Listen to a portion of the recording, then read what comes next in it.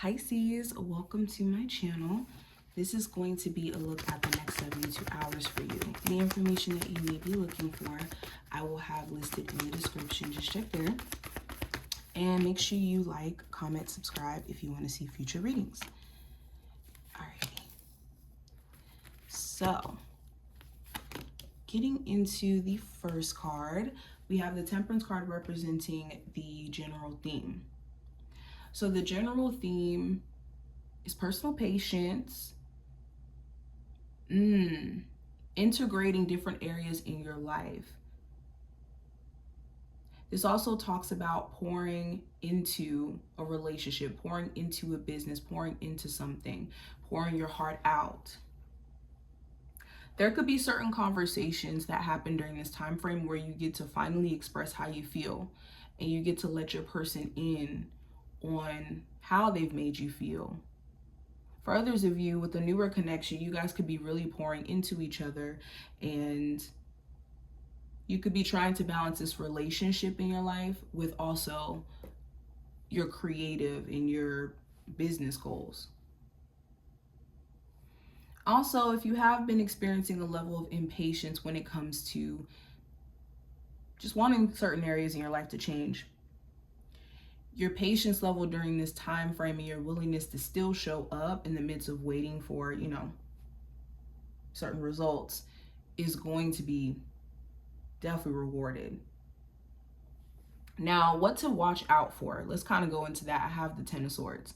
So you do want to watch out for negative Nancy's. You could have certain people around you where if you tell them your ideas or what you're trying to do, they're immediately wanting to shut it down.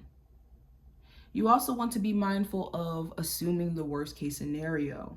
After you may have been let down so many times by certain people or certain situations or outcomes, you could go into this mindset of thinking that maybe the 10th no is about to come, when you might be one no away from getting that yes, or one door away from your opportunity. So you want to be watchful or mindful of your mind automatically assuming negative things or going into sticking and holding on to negative thoughts.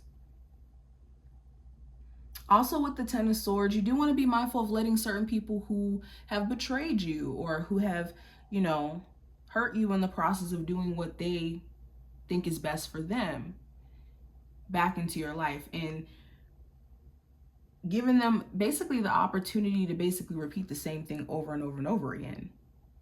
So it's important that you be mindful of who you allow in your space, especially if they've already shown you a level of, like I said, mistrust. Now, going into the advice for you with the Ten of Pentacles, this is a time to prioritize family, your home life. If you don't have children, this is a time to prioritize like your living situation, especially if you're wanting to move or relocate, or you live with family and they could be really, really toxic. Also, if you're looking for a long-term relationship, something substantial, something secure, it's important that you align yourself with people who are able to give that. Understanding that people can only give you what they have. You can't expect $1 million from someone who's, financially struggling or homeless. Same thing in terms of love. You can't expect someone who's struggling with being in tune with their own emotions or struggling with having time or making time for you in this connection. You can't expect more out of that or that person. Okay, it's important to also consider the long term, way beyond this time frame for this reading. The long term, the decisions that you're making now. Especially if you're making any permanent decisions, like getting a new home where you're going to have a mortgage for 30 years, or getting a new car, or moving in with your person. Now, going into the challenge, I have the Four of Swords. So the challenge could be maybe not getting enough sleep, or for some of you, oversleeping, overthinking, having an overactive mind. interesting dreams as well. You could have a lot of dreams coming up that you're trying to decipher what it means or why you're even experiencing these dreams in the first place. Also, the challenge may be the fact that you're on a break from your person, your love interest. You guys may not be on speaking terms, and your mind could be running rampant about what this person has going on.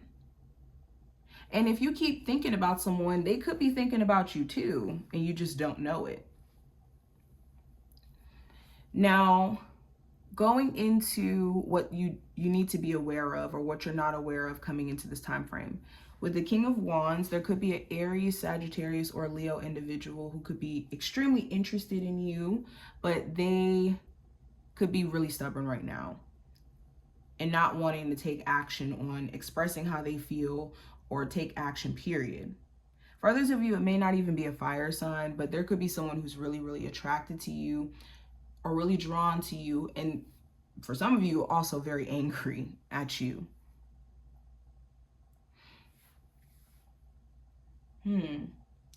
Also, another thing that you need to be aware of, there could be certain people around you who feel your energy and they could be intimidated. They could feel like your energy is really, really strong and overpowering. And that could be why they pick arguments or they pick little, fights. Now, going into the outcome, I have the Chariot. So this talks about forward movement after going through trials and tribulations, successfully getting past it and being victorious. So by the end of this time frame, you could be, celebrating something, some sort of milestone. You could be looking back on what you've overcame, and you could be like, whew, I got out of Dodge, or I got out of, a bad situation. Some of you also could be getting a new car, or something with a vehicle may be important by the end of this 72-hour window. Now, the message here, oh wait, this is the wrong deck, but we'll take this card actually. So it says problems provide opportunities to grow and learn. So it's important to understand that challenges, obstacles, the issues that we face, there's not an issue per se with us facing issues. It challenges us because if things were just 100% perfect all the time, we would never even bat an eye to change things. And change keeps us on our toes. It gives us new levels and new experiences to chase after. So it's all in the way that you see your problems. The way that you view problems could sometimes be a problem if you're not aware of how they're, opportunities to grow. And we also have Dragon's Lair. So with the Dragon's Lair card, this is all about having that internal warning system to know when something's off, to know when something's not in alignment with you. And you have that. You don't have to necessarily worry about putting yourself out there, because you already have the discernment and the ability to kind of see through things and the illusion of what's being presented. All you have to do is lead with that and not worry, not fear, to where you're hiding out or you're just only in your energy. So this is what I see. I hope that this was helpful, and I will see you in the next one.